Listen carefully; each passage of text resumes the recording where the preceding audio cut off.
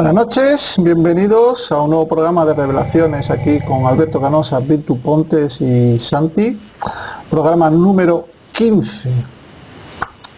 Como siempre, vamos, está muy bien esto de ser agradecidos, entonces pues mira, agradeceros vuestros comentarios que dejáis tan amablemente, intentamos comentarlos a todos y agradeceros pues que sigáis nuestro programa. Lógicamente, cada vez somos más, somos una gran familia, cada vez somos más gente, esto crece, hay más gente, más activa, más pasiva, hay como todo en la viña del Señor. Procuraremos que a medida que vamos dando más información, pues que haya gente más activa, ¿no?, que pasiva. Y bueno, tenemos desde Alemania aquí a Alberto Canosa. Buenas noches, Alberto. Buenas noches, Víctor, Santi y guerrilleros. Buenas noches, a ver si este programa os va a gustar, que es muy impresionante, sobre todo enfocado a España, que es donde va a empezar el cacao final.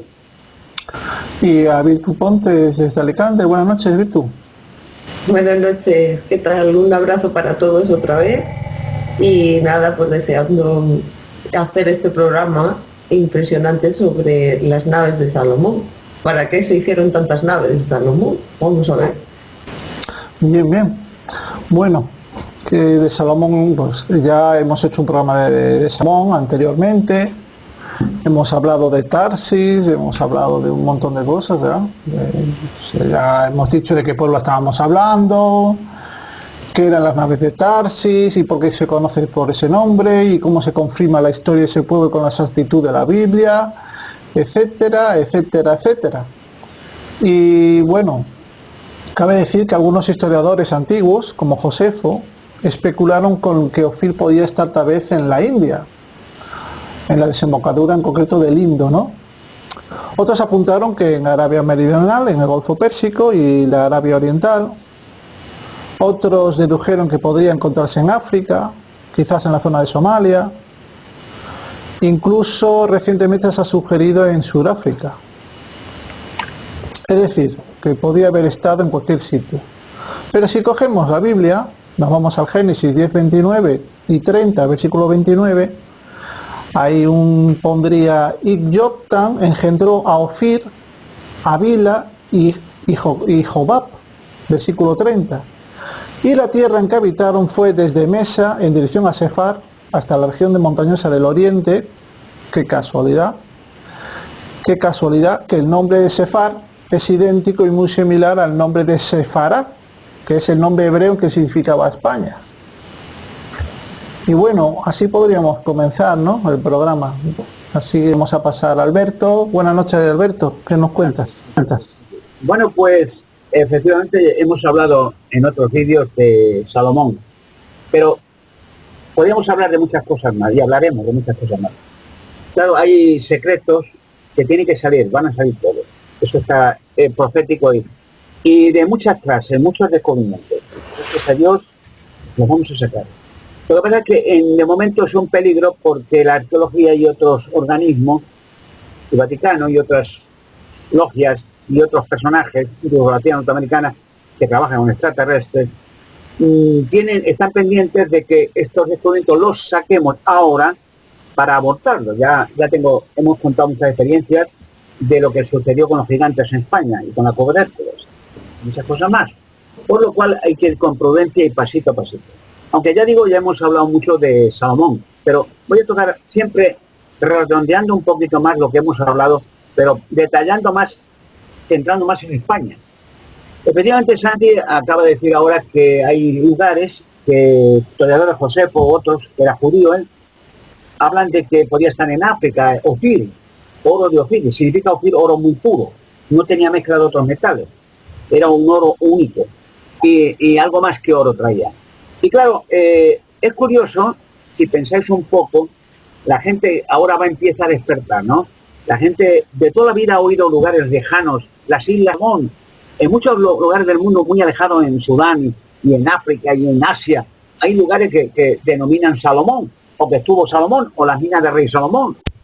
Y lo que no entienden es por qué, ahora empiezan a entender por qué se dio nombre a aquellos lugares tan lejanos si Israel estaba a miles de kilómetros de distancia y más los barcos no podían llegar a ese lugar. y por otra parte por caminos tampoco. No conocían, no había mapas de aquellos lugares. ¿Cómo podía hace miles de años conocer Salomón? Precisamente porque Salomón podía volar y tenía no solamente volar, sino gracias a Dios, las Sagradas Escrituras dicen que Dios, en premio al haber construido un templo, fijaros un detalle, templo de Salomón. ¿Para qué Salomón hizo un templo que quería hacer su padre David? Pues ni más ni menos para meter el arca de la alianza, para tenerla muy protegida en un templo majestuoso con mucha vigilancia, soldados y todo. Pero bueno, Salomón se le dio una sabiduría extraordinaria de premio. Además hay un texto en las Sagradas Escrituras que dice en 1 Reyes capítulo 4, versículo 29 al 31, que dice que en un sueño Dios le dice a Salomón: ¿qué quieres que te dé? Por lo que has hecho por el templo. Y Salomón, muy humilde, era jovencito, entonces dice: pues mira, dame sabiduría para que yo pueda gobernar este pueblo que es muy grande y tal. Y Dios generosamente dice: bueno, pues te voy a dar sabiduría, te voy a dar oro, te voy a dar poder, te voy a dar, vas a ser el rey más rico y más poderoso de todos los tiempos. Y efectivamente fue así. Ahora el punto que vamos a tocar es las naves. Bueno, Salomón tenía una super sabiduría. La gente no conoce la historia real de Salomón. Con estas naves y con la sabiduría que Dios le dio, podía hacer planos de toda la tierra, planos tácticos de todo el planeta. O sea, él podía conocer la redondez de la tierra y los continentes, aunque estaban separados entonces, Australia o África, pero él ya podía, con la sabiduría que Dios le dio, confeccionar planos para viajar por toda la tierra. Esto configura con el hecho de que Salomón también dice la Sagrada Escritura que tenía 1000 mujeres de todo el mundo. Pero claro, en cualquier lugar que Salomón aparecía, se casaba o con una reina, con una princesa o con una mujer bella. Coleccionó 1000 mujeres de toda la tierra. O sea, que la gente no puede pensar de dónde sacó 1000 mujeres. No eran israelitas, no eran previamente israelitas, eran de todo el mundo. Incluso de África se casó con varias mujeres reinas. Y claro, ahí el punto en cuestión es que Salomón se centró en un país, España. España entonces se le llamaba Tarsis, los tartesos, era España. Luego se le puso Hispania, el nombre de España más siglos después. Y claro, Salomón vino para varios aspectos a España, mandado por Dios. No vino por su cuenta. Primero, el propósito central de España era esconder en un lugar seguro el arca de la alianza. Porque Salomón había construido el templo para el arca, pero el templo proféticamente iba a ser destruido varias veces y demolido. No solamente el templo, sino el pueblo de Israel disuelto. Ya no habría más tribus de Israel, ni reyes de Israel, ni nada. Así efectuó en el año 70. Pero el arca no tenía que ser destruida porque iba a cumplir una misión final. Había 2 arcas. Una que vio Moisés en el monte Sinaí y la que hizo Moisés en copia a la que vio original arriba del monte Sinaí como candelabros y otras cosas. El arca fue transportada no con un barquito de vela. No podían llegar, casi imposible, a España, aparte que no había planos, salvo los de Salomón. Y el arca no podía venir en un barquichuelo aventado por el mar y viajando con bueyes. El arca siempre tenía que ir vigilada y transportada por levitas. No podía cogerla cualquiera. No podía llevarse, incluso en una ocasión en que el arca se llevó con un carro con bueyes, Dios mató de un rayo a uno de los levitas por tocarla. No podía tocarla a nadie, puesto que tenía que ser el instrumento de Dios protegido por levitas toda la historia. Y fue transportada en una nave voladora con toda seguridad a un punto en España conocido por mí. Allí está protegida, ha estado protegida durante siglos, hasta el año 70, y sigue siendo protegida de una manera sobrenatural. Y también el propósito era traerse de España oro de Ofir, porque dicen las Sagradas Escrituras, si miran bien, en la Primero de Reyes, en capítulo 10, versículo 23, dice que continuamente, cada 3 años, Salomón volaba con naves, y no dice con barcos, volaba hacia España, hacia Tarsis, cada 3 años, y se llevaba toneladas de oro de Ofir. O sea, en 40 años se llevó cientos de toneladas, de tal manera que las Sagradas Escrituras dicen que Israel llegó a ser el país más rico de la tierra, y todo el mundo era rico con el oro de España. Y el último viaje que se trajo, como tenía varias naves, no una, dice la Biblia, muchas naves, y viajaba por todo el mundo, para recorrer el mundo y traerse oro, pavos, diamantes de toda la tierra, haciéndose el país más rico del planeta. Y en España dejó la última nave, se transportó el arca de la alianza, la dejó en seguridad, muy protegida, con levitas, estuvo protegida durante siglos por levitas en España, porque España, previamente, la colonia de judíos más antigua de España es en Toledo. Y hay muchos datos más que estuvieron en Sagunto, Numancia, los generales de las finanzas de Salomón, pero eso es otro todo. Y la última nave la dejó de testimonio cargada con toneladas de lingotes de oro de Ofir, la dejó en una gruta, conocida igualmente por mí, para testimonio final de que las naves de Salomón y los viajes de Salomón fueron reales y la Biblia no miente. Y estos secretos tienen que ser revelados ahora, en este tiempo, que ha llegado un tiempo muy privilegiado y nosotros somos una partícula pequeña para transmitir esta información verídica extraordinaria a todo el mundo. Las naves de Salomón, está una de ellas en Toledo, en una zona de Toledo, no, por Toledo capital, está la cueva de Hércules. La cueva de Hércules, ya hablamos de otro tema, porque tuvimos muchos problemas porque la arqueología no quiso hacerlo público.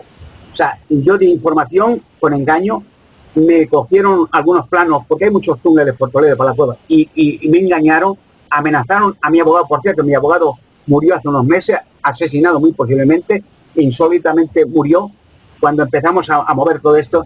Y el arca de la alianza, tanto la cueva de Hércules como los gigantes dentro de rocas, también muy protegidos, tienen que salir ahora, en este tiempo en que la liberación de la humanidad se acerca. Así que, amigos guerrilleros, el arca de la alianza es un punto vital para cambiar el mundo. Virtu, ¿qué tienes que contarnos hoy? Bueno, pues yo quiero hacer un poco de hincapié, aunque parezca que repito las cosas, ¿no? Pero es por la importancia que tiene la información para todos. Esos linajes del rey David, de Salomón, son los más apropiados que se dieron después de muchas transgresiones que hubo y mucha manipulación de estos seres gigantes que volvieron a la tierra.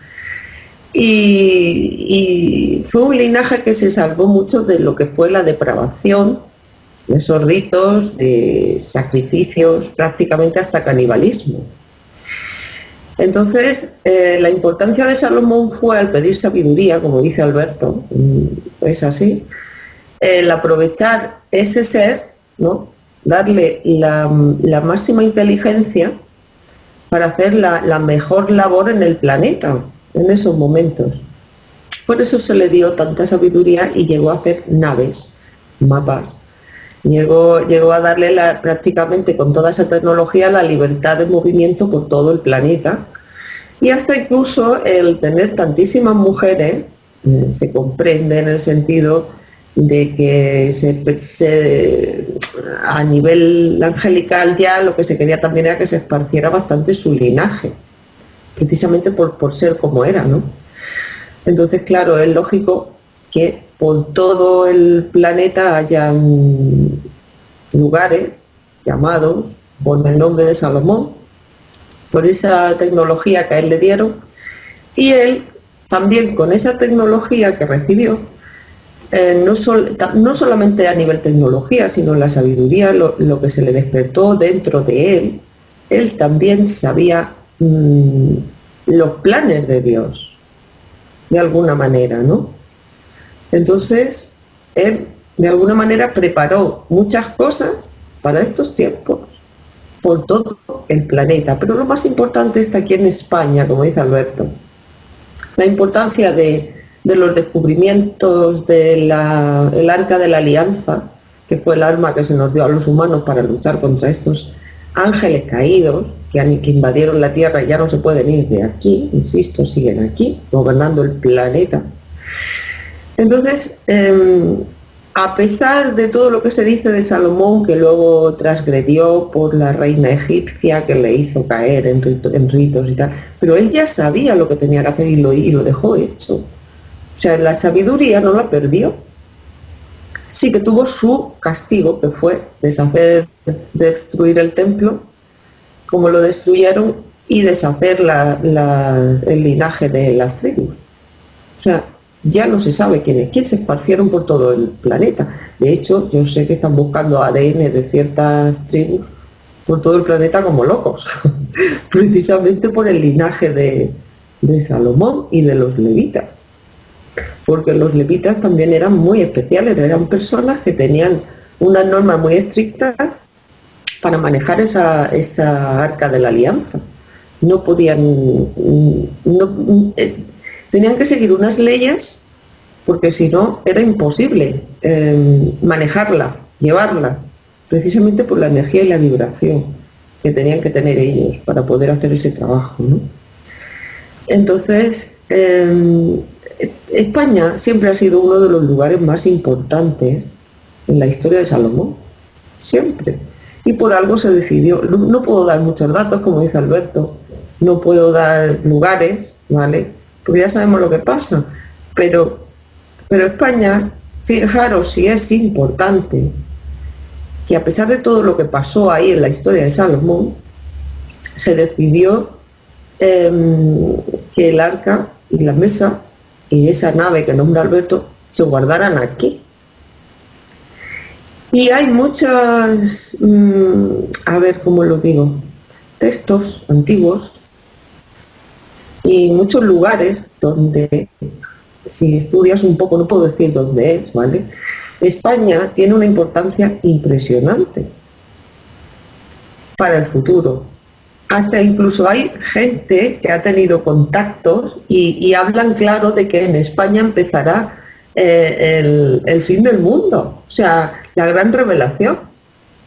Entonces es para que la gente vea la importancia que tiene todo esto y que entiendan que esas armas, el arca de la alianza y la mesa, son las armas que se nos dio a la humanidad después de estos seres invadir todo el planeta y manipular todo el planeta.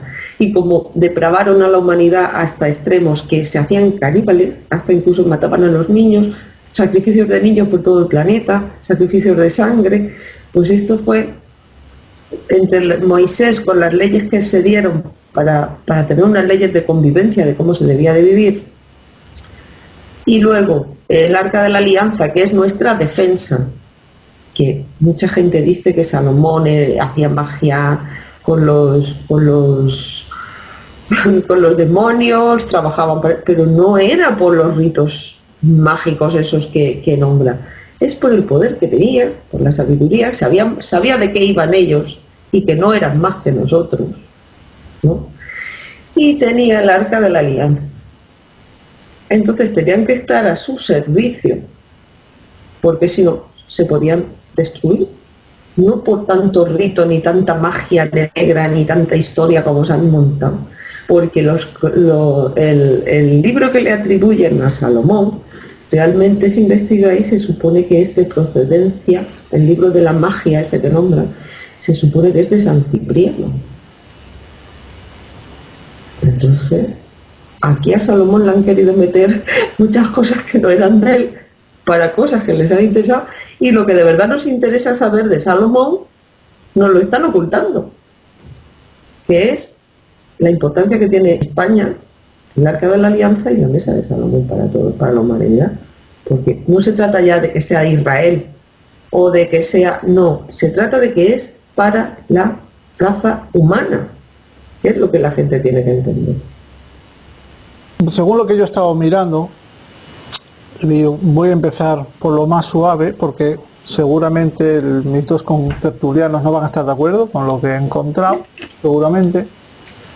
Empezaré por lo más suave, de lo que sí seguramente están de acuerdo, y es que lo que no cabe duda es que Salomón construyó estas naves con las que podía traspasar océanos y continentes y llegar pues a Tarsis en lo que es España, según las crónicas capítulo 9 versículo 21, donde a Salomón se le ordenó que hiciera una edificación sobrenatural en Toledo, la famosa Torre de Hércules, que habla tanto aquí Canosa, Alberto, que aunque originalmente se le llamaba la Torre de Salomón, no se le llamaba Torre de Hércules. La Torre de Hércules vino luego, no sé si fue un rey el que lo ordenó, cambiarle el nombre o algo así, pero antes se llamaba la Torre de Salomón.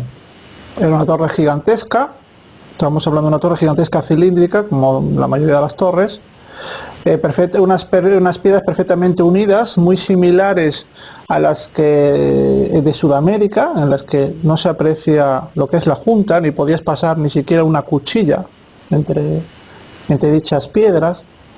Y aparte estaba sostenida por 4 leones metálicos, no de piedra, no, 4 leones metálicos, cada uno a un punto cardinal, ¿no? Aparte Salomón, pues claro, como dice Alberto, también construyó la cueva de Hércules, pero que tampoco se llamaba la cueva de Hércules, se llamaba la cueva de Salomón. Y vuelta otra vez, le cambiaron el nombre tanto a la torre y le cambiaron también el nombre a la cueva.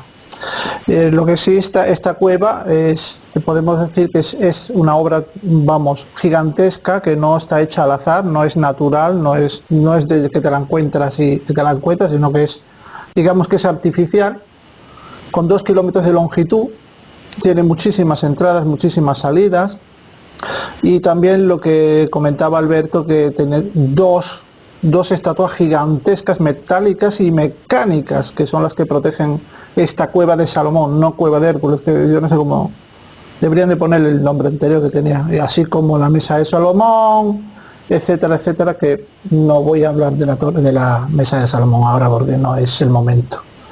El caso es que la intención es porque en el futuro, lejos de Israel, la nueva capital judía en el mundo sería, durante varios siglos, sería Toledo, que recibía el nombre de la Nueva Jerusalén.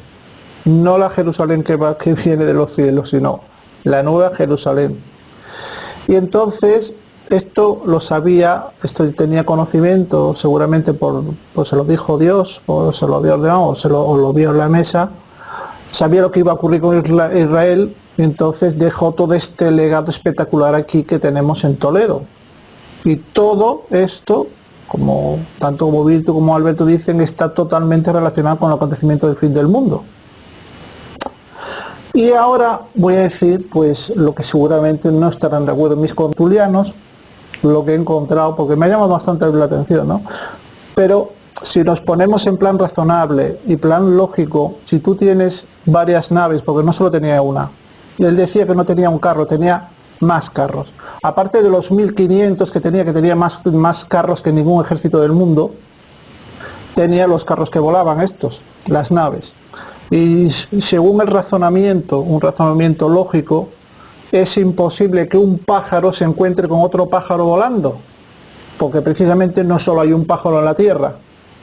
Te puedes encontrar un pájaro bueno, si eres una paloma te puedes encontrar un halcón y llevarte un buen susto, y si eres otro bueno, pues igual te encuentras, yo que sé, un búho, ¿no? Pero es muy raro que no se puedan encontrar 2 naves de diferentes, llamémoslos hijos de Dios, ¿no? O todos somos hijos de Dios, no solo estamos en la tierra, también habrá fuera de la tierra, y los hay buenos y los hay malos. Entonces Salomón, existen escritos en Etiopía que relatan cómo Salomón se relacionaba con otras entidades que tenían también naves, y eso no se ha hablado en ningún programa en ningún lado. Yo me llevé una grata sorpresa cuando encontré, porque yo estaba con mis pesquisas, y tiene otro razonamiento muy bueno. Fíjate, resulta que la reina de Saba, Abba es padre, como le llamaba Jesús a su padre,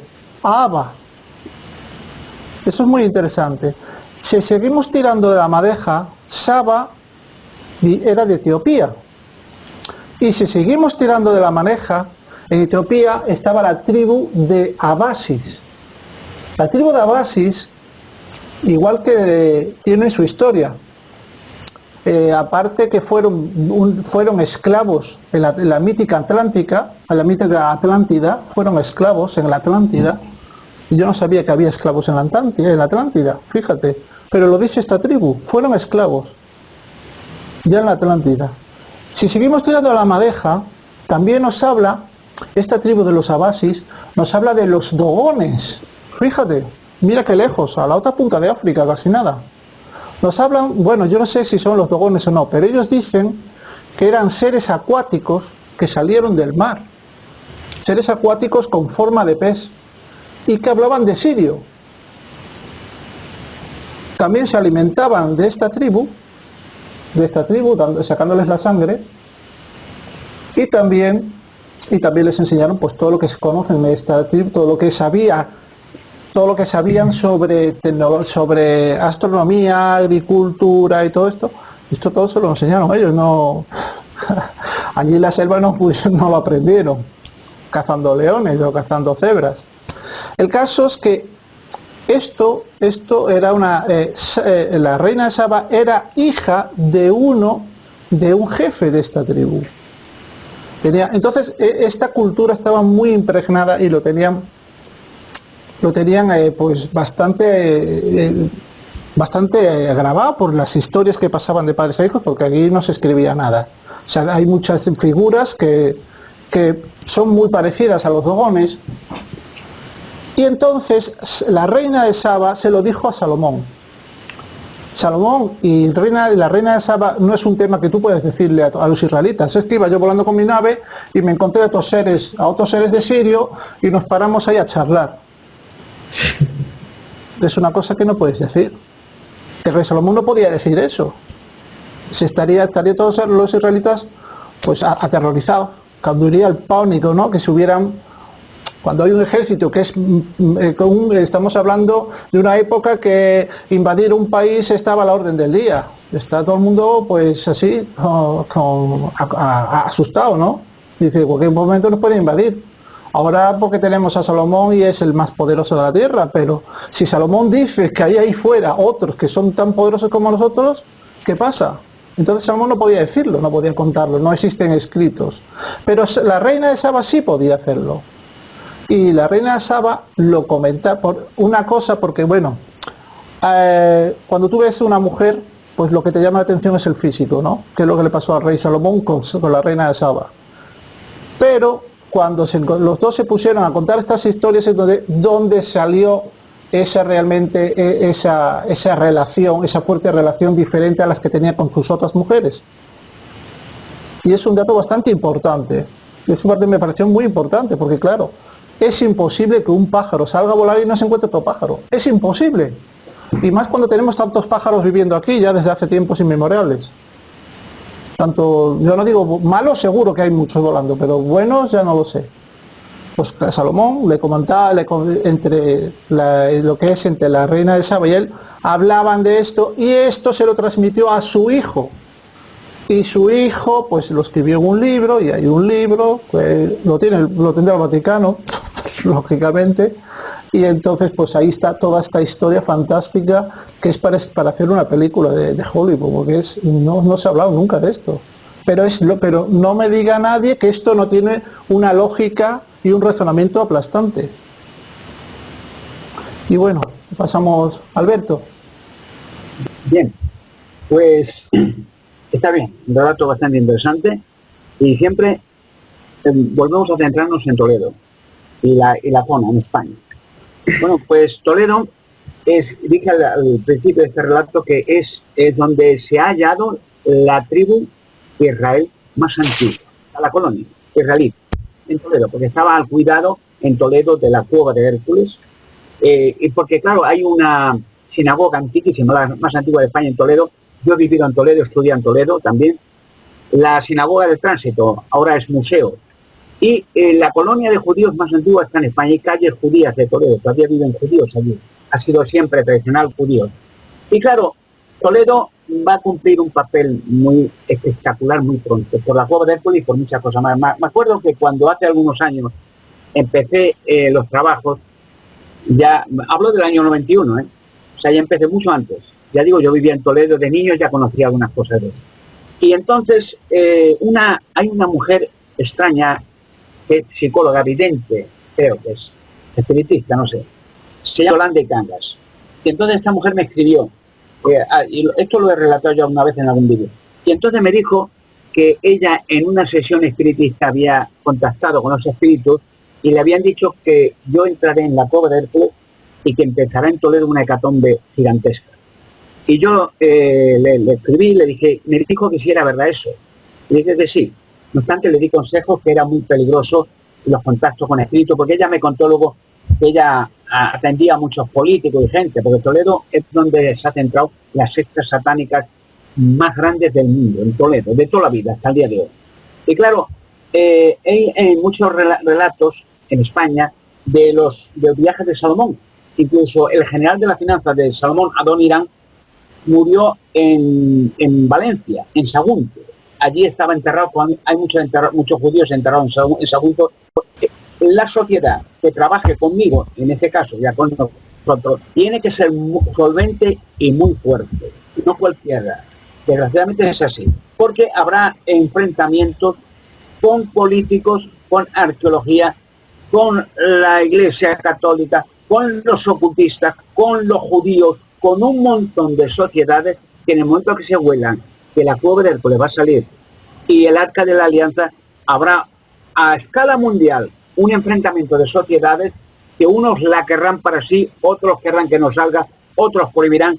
Por lo cual, lo he dicho, es un mensaje, necesito el apoyo y la ayuda de una organización, da igual si se apuntó a la televisión o no, da igual, pero tiene que ser muy solvente, que tenga aportación de abogados, notarios, competencia, incluso relaciones diplomáticas, para sacar estos descubrimientos a la luz pública. Y se sacarán, no sé cómo, eso no lo sé, aunque conozco muchas cosas, no sé, pero se sacará, es seguro. Y aparte de estas sociedades que harán falta y tendrán que salir, pues claro, ahora en Jerusalén están construyendo el templo, los judíos, pero no es porque los judíos tengan interés en el arca, en el templo, para que todo el mundo se centre en Israel, el poder de los judíos, el poder económico. Incluso hay un templo construido a imagen de la copia de Salomón en Brasil. Pero claro, esto ninguno y otro tienen interés en el Arca de la Alianza, porque el Arca de la Alianza será un golpe muy severo para mucha gente y para muchas sociedades.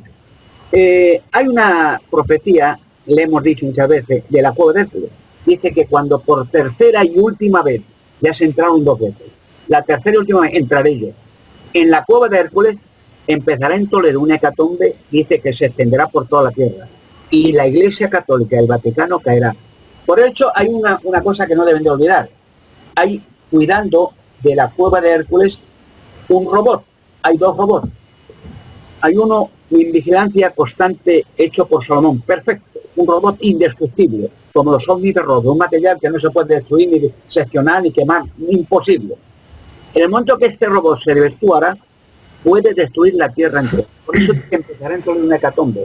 Es posible que este robot efectúe algunos ajustes y algún ajuste de cuenta definido. Pero eso ya será otro tema. España va a ser muy pronto el centro mundial de grandes acontecimientos. Aparte que los gigantes están en todo el mundo, pero en España están estos artículos. La cueva de Hércules, la mesa de Salomón, robot, el Arca de la Alianza, los gigantes entre las rocas y una nave de Salomón, con cargada de oro de Ofir. No está vacía. Es una nave que, claro, la tecnología están encantados la CIA norteamericana de cogerla, porque claro, no comprenderían tampoco esa tecnología. Es una tecnología semejante, a pequeña escala, a la tecnología de la nave extraterrestre del Apolo 20 de la Luna.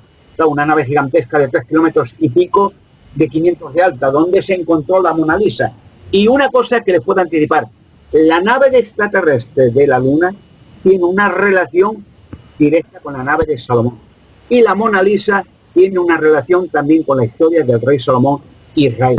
O sea, que será muy impresionante que estos descubrimientos se verifiquen. Se van a verificar y espero que pronto tenga yo contacto con, ya digo, con una empresa. Tiene que ser muy potente, es decir, no cualquiera. Tiene que tener medios económicos, lo vuelvo a repetir, abogados muy fuertes, políticos, en fin, una influencia grande, porque habrá una lucha gigantesca para que esto en principio se saque, porque está muy protegido, y luego se haga público en los medios de comunicación, unos medios de comunicación que están estrechamente controlados, por lo cual no permitirían de momento que estos descubrimientos se hagan públicos, aunque lo enseñara. Nunca saldría una foto de ellos. Así que espero, con la ayuda de Dios, lo que estamos haciendo es una preparación. Santi, Virtu y yo, es uno de los muchos que estamos haciendo, que somos pioneros de grandes acontecimientos futuros, o puede llamarse, nos llaman futuristas, de lo que sucederá muy pronto en toda la Tierra habitada, un cambio mundial. Virtu, tu turno. Bueno, pues realmente por lo que has comentado antes, de que se llamaba la cueva de Salomón, igual la torre era de Salomón, luego la cambiaron el nombre, ya sabéis el empeño que han puesto en ocultar la vida de Salomón, ¿no? Hasta incluso, ya lo dije, no evidencian las justas arqueológicas como para que todo el mundo dude de su existencia. Pero sí que le atribuyen libros de magia negra donde no controlaba demonios, o sea, que no funcionaba así la cosa. Entonces, Salomón, muchas ubicaciones sí que se les ha cambiado el nombre. Los que trabajan para ellos, están obsesionados con los nombres de mitológicos griegos, ¿vale? Y es por algo. ¿Qué pasa? La mitología griega fue real. Esa manipulación de titanes, de gigantes, todo eso fue real. Entonces, ¿qué pasa? Que, lógicamente, si alguien trabaja para esos seres, se rige por ese tipo de sabiduría que ellos se supone que tienen, que se supone que son muy inteligentes, ¿no? Nombres de sus mitologías y cambian, ¿no?, ubicaciones, y más para ocultar cosas. Pasa que ahora ubicaciones no se pueden decir, ya lo tengo dicho, no queremos que pase lo que ha pasado otras veces con Machu Picchu cuando habló Alberto, Stonehenge. Son tantos sitios, ya lo dije, que la gente se puede quedar con la boca abierta cuando se entere de todo lo que tenemos que sacar y de lo que hay metido en rocas. Es impresionante. Entonces, las tecnologías de Salomón y el Arca de la Alianza era lo que hacía que estos seres le tuvieran respeto a Salomón. No me extraña que lo que has contado sobre la reina de Saba, porque claro, precisamente en África estuvieron los dogones, que ahora, si tú ves el Vaticano, tiene toda la simbología en gorros y todo de los dogones, que eran los antiguos dioses, supuestos dioses a los que se adoraba en la época de Abraham, que hasta su padre hacía estatuas de esos dioses para la gente. Que fue cuando luego, con el tiempo, cuando se llevaron los fariseos la Arca de la Alianza allí, la estatua de Dogón reventó en el suelo varias veces, cada vez que la plantaban al lado del Arca de la Alianza, y enfermaron todos, tuvieron que devolver la Arca a los israelitas. Dijeron, toma, guárdatela porque nosotros no la queremos. Y encima le hicieron ofrendas de oro de los tumores que le habían salido, de las almorranas, como dice Alberto. Y, o sea, él controlaba porque tenía esos instrumentos. Y lo que nos están ocultando es que esos instrumentos son nuestros, de la humanidad. Fue de los verdaderos ángeles que repusieron, y de Dios que repusieron después de los caídos, la ayuda que recibimos la humanidad. Y se ha procurado a través de las enseñanzas de Salomón y de la sabiduría que tenía de hacer linajes más puros en la tierra, personas más puras, porque como cuando esta gente vino, nosotros todavía conectábamos con los ángeles, tenemos la sabiduría interiormente, ¿vale? Ellos lo que fue transgredir, a manipular para que nosotros perdiéramos las capacidades que teníamos, la parte espiritual que era tan... Como ellos sabían que éramos casi iguales a ellos, y encima con un cuerpo físico, nos envidiaron. ¿Qué pasa? Que lo que ahora considera la gente que vinieron los dioses a darnos sabiduría, que dieron cómo se trabajaba el oro, la plata, todo eso era la gran manipulación que hicieron. Leeros el libro de Enoch que lo explica bien claro, no necesitábamos todo eso. Y el tema de la industria y todo como está ahora, lo único que está haciendo es destrozar la creación, porque ellos no son creadores, son manipuladores de la creación. Si no hubiese habido un creador que ha hecho los humanos, los animales, no habrían podido hacer dinosaurios, no habrían podido hacer gigantes, porque son manipuladores, no son creadores. Engañaron a la humanidad, a todos los niveles. Entonces, Salomón, con esa sabiduría que tenía, a estos seres, como los Togón y muchos que todavía danzaban por ahí, bueno, porque Salomón también tenía contacto con otras dimensiones, no solo esto, por eso se contaban ciertas cosas, ¿vale? Entonces, lo que en realidad se hizo con Salomón fue hacer linajes más puros en la humanidad, enseñanzas, sabiduría para repartir a la humanidad. De hecho, los libros de él son los más famosos que hay, porque la sabiduría de él sigue asombrando a la gente. Para en aquella época, ¿cómo podía haber escrito esos libros? Yo les recomiendo a la gente que los lea para que entienda todo lo que estamos diciendo aquí. Entonces lo que se nos tiene que devolver es nuestra verdadera naturaleza, que se nos creó, con la limpieza que tiene que haber aquí de toda esta gente que se les acaba el tiempo, y nuestras armas, que es el Arca de la Alianza, la Mesa de Salomón como testimonio de todo lo que ha pasado aquí, que lo va a contar. La Mesa de Salomón lo va a contar todo. Y poco a poco, conforme vayamos aprendiendo y tengamos la sabiduría necesaria para entender todo lo que ha pasado, pues se nos irá dando se nos preparará el ADN, se nos irá dando nuestro linaje original, como se nos creó. Entonces, no necesitaremos toda esta parafernalia que han montado en este planeta de industrias ni de nada. Será distinto porque ya muchas capacidades, mucha sabiduría la tendremos dentro, como el humano original. Y entonces esa arma, la mesa y el Arca de la Alianza es imprescindible en el proceso que tiene que llevar la humanidad de limpieza y de devolvernos lo que nos pertenece. Entonces, para que la gente entienda por qué también se está intentando ocultar todo el tema de Salomón, cambiar ubicaciones de nombre, porque no dejan que se sigan encontrar muchas cosas arqueológicas, pero todo va a parar donde va a parar, a ocultarlo, porque saben la importancia que tiene el trabajo que hizo él. Y, como dice Santi, España será la nueva Jerusalén. Eso es así. Eso es así. Bueno, yo me estuve buscando pruebas de la existencia de Tarsis, ¿no? No solo basándome en la Biblia, ¿no? En los libros sagrados, ¿no? Entonces me he buscar documentación y he tirado de la madeja y me he llevado varias sorpresas. Alguna, por ejemplo, existe una estela, la estela de Nora, que es del siglo XIX a.C. Esa estela se encontró en Cerdeña, está escrita en fenicio. El fenicio es muy similar al antiguo hebreo, eran muy similares. Y habla de un navegante chipriota que agradece al dios Pumar haber llegado a su hogar sano y salvo. El acrónimo ha sido relacionado por muchos especialistas con Tarshish, Tartesos, o Tarsis, ¿no? También tenemos el poeta Sicoro del siglo VI a.C. que menciona a Tartesos en una Geroneidea, donde se narra el 10º trabajo que encomendó Euristeo a Heracles, que consistía en matar a un gigante, Gerión, que gobernaba en un reino cerca de Tartesos. Fíjate, un gigante que gobernaba en Tartesos. También hay otra historia que sería de Anacreonte en el siglo 530 a.C., que hace referencia en una de sus obras a la riqueza y complejidad política del reino tartésico. Cuando el viajero Pausanias visitó Grecia en el siglo II a.C., vio 2 cámaras en un santuario de Olimpia en que la gente de Elis afirmaba realizadas con bronce tartesio. Fijaos, entonces también tenemos, tenemos algo tan básico, ¿no?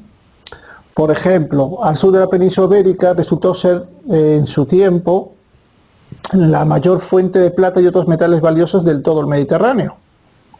De hecho, hablando sobre Tiro, que era el principal puerto fenicio, el profeta Ezequiel dijo: España comerciaba contigo a causa de la abundancia de toda suerte de riqueza, con plata, hierro, estaño, plomo, que negociaban en tus mercados. Ezequiel 27:12. Y fíjate que en la actualidad se sigue extrayendo estos materiales en la localidad de Minas de Río Tinto. Qué casualidad también que hace unos años la NASA estuvo trabajando allí, porque decía que era lo más parecido al planeta rojo, pero vete tú a saber si era otro interés lo que estaban en Río Tinto. Vete tú a saber. Luego hay que tener en cuenta que estas naves las primeras, ya si nos vamos a las naves Marcos, ya no serían las naves de Salomón. Si habláramos de las naves de Tarsis, que eran las que traían el oro, le traían el oro a Salomón, le traían le traían hasta su peso en oro, a veces. Decían, ¿no? Traemos el peso en oro como ofrenda, ¿no? Se lo llevaba el rey de Tarsis. Y si habláramos de las naves de Tarsis, digamos que fueron obras de los fenicios, este pueblo que de mil años antes de Cristo, que ya eran unos expertos marineros, ¿no? Estos eran originarios de la estrecha franja de la costa situada aproximadamente en lo que es hoy el Líbano, y la medida que los beneficios aumentaban, la tecnología también suya avanzaron, así empezaron a construir unos navíos cada vez más y más grandes, y pues claro, como consiguiente podían hacer viajes cada vez más largos. Ahí está, desde Tarsis al sur de España, pero Tarsis no era lo que decían solo la parte que está al oeste de Gadir. No, Tarsis era mucho más grande. Lo que pasa que se ha dicho así, pero si coges los libros, lo que es los mapas fenicios, verás que Tarsis era mucho más grande de como nos están vendiendo, pero allá cada uno, ¿no? Entonces estos astilleros fenicios empezaron a armar barcos de hasta 30 metros de eslora, es decir, lo que serían 100 pies. Y entonces, con estas naves que ya eran capaces de navegar a alta mar, podían recorrer hasta 4.000 kilómetros, que son 2.500 millas náuticas, no de mar, no de tierra, ¿eh? Y eso es lo que separaba Fenicia del sur de España. Así, por eso decían que esa era la posible ubicación de Tarsis. Hay que decir que los fenicios nunca han tenido las aspiraciones de conquistar el mundo, igual, al contrario que sus vecinos, pero sí tenían mucho interés en convertirse en una nación próspera. Tenían mucho afán por aumentar sus riquezas, fueron grandes exploradores e incluso fueron de los primeros que se aventuraron en el Océano Atlántico. Así, estos barcos siguieron bordeando toda la costa sur de España hasta llegar a la zona conocida como Tartesos, pero Tartesos era mucho más grande, muchísimo más grande. Y entonces, pues yo creo que hasta aquí yo puedo decir que yo no he podido llegar nada más lejos, así que se lo paso aquí para cerrar ya el programa, que ya estamos ya en el final. Se lo paso aquí a Alberto y que conclusiones finales y cerramos ya. De acuerdo. Bueno, pues nada, ha sido un programa más muy bueno, pero ya digo, como veis, hablo a todos los que escuchan este programa, que son muy buenos, posiblemente serán los programas más competentes de todo el internet, posiblemente, de habla hispana. Bueno, este programa es más bien un mensaje directo a los guerrilleros y guerrilleras, a todos los que nos siguen, nos escuchan, nos apoyan, para que veáis que todo esto va en serio, es muy fuerte, y que colaboréis, os hagáis activos.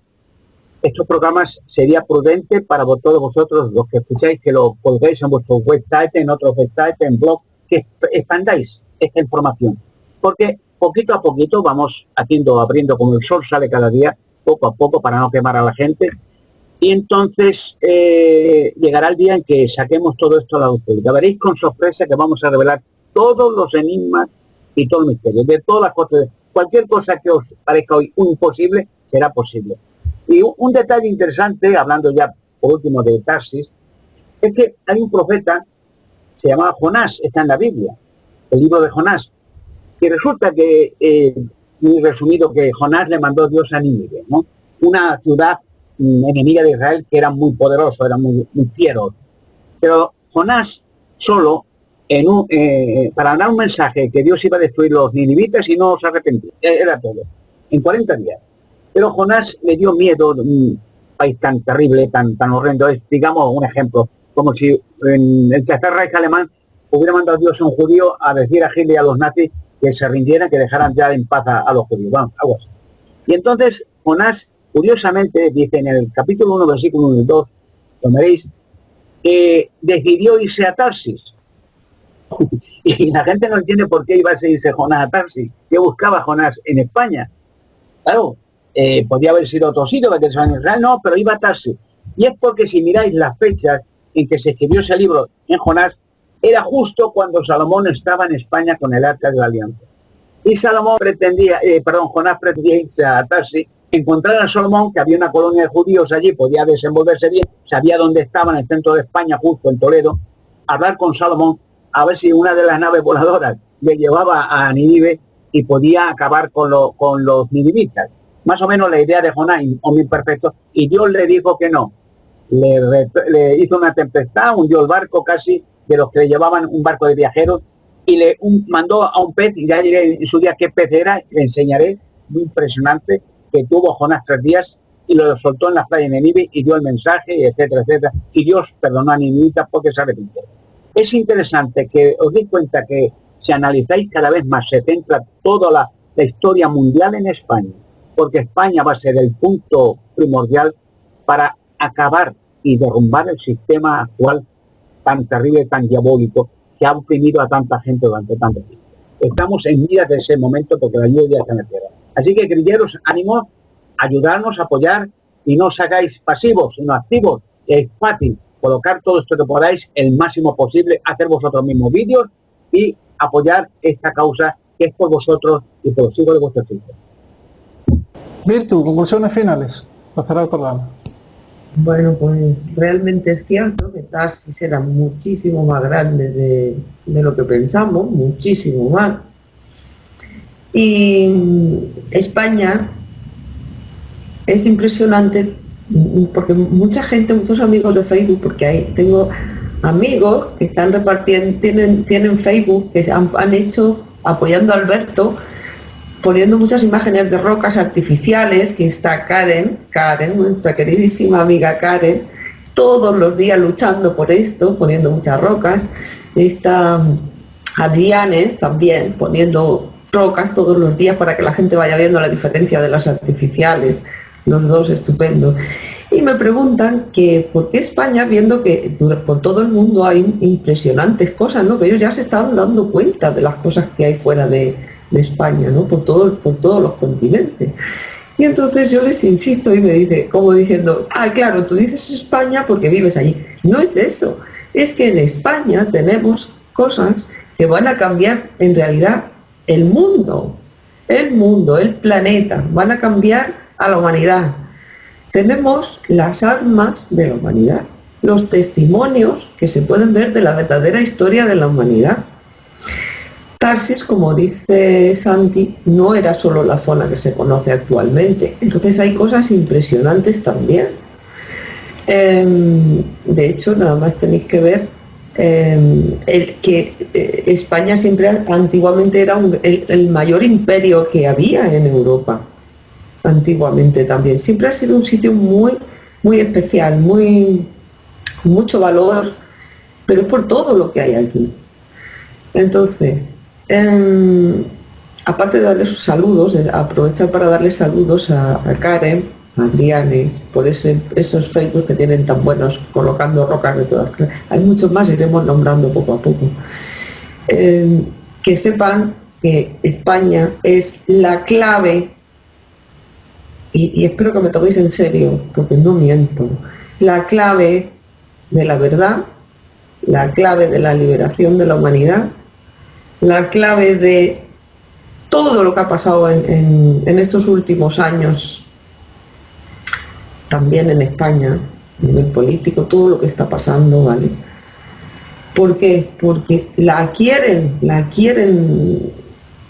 oprimir para que esté blindada, que no sea fácil acercarse a ciertos sitios.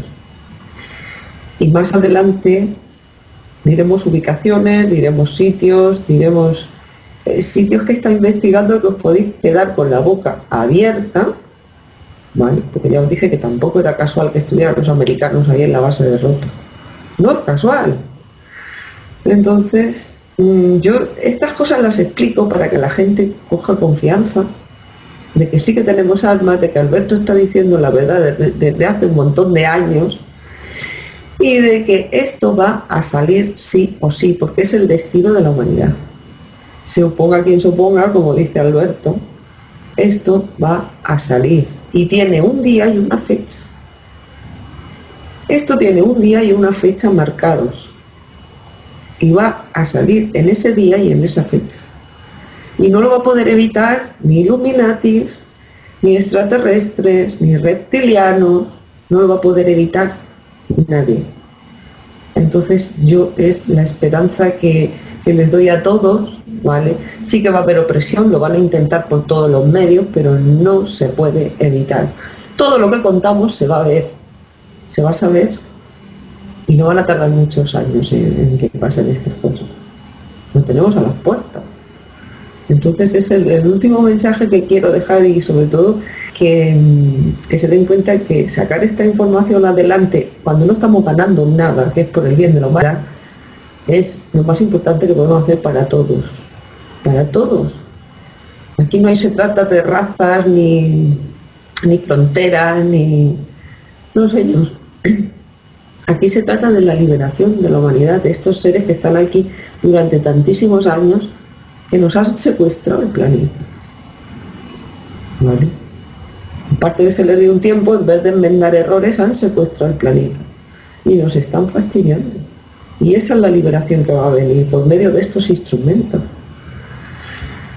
Y es un mensaje de fuerza y de esperanza que quiero dar a todo el mundo también, a pesar de los tiempos complicados que vamos a pasar.